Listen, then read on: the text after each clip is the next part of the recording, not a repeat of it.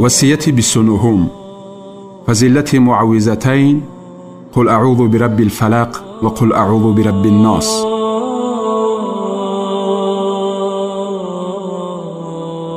از عقبه پسر عامر رضی الله تعالی عنه روایت است که پیغمبر صلی الله علیه و سلم فرمودند: آیا ندیدی این شب آیت‌های نازل شد که مثل اینها را قبلا ندیده بودم؟ قل اعوذ برب الفلق و قل اعوذ برب الناس. روایت مسلم و ترمذی. از عقبه رضی الله تعالی عنه روایت است که در سفر همراه پیغمبر صلی الله علیه و سلم بودم و گفت: ای عقبه، آیا بهترین سوره هایی که خوانده شده است تعلیمت بدهم؟ پس قل اعوذ برب الفلق و قل اعوذ برب الناس را به من تعلیم داد. ابی رضی الله تعالی عنه روایت می نماید که همراه پیغمبر صلی الله علیه و سلم بین جحفه و ابوا راه می رفتیم. ناگه شمال سخت وزید و تاریکی فرا گرفت.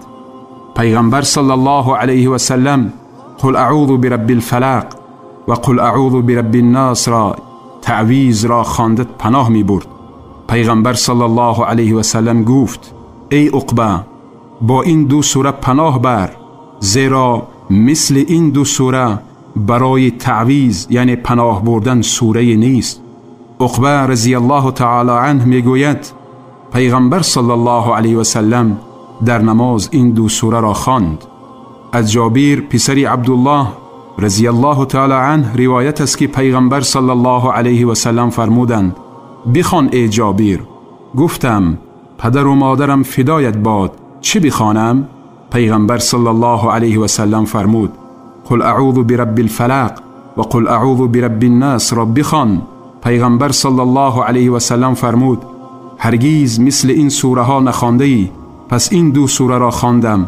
پیغمبر صلی الله علیه و سلم باز فرمود: این دو سوره را بخوان. روایت نسائی.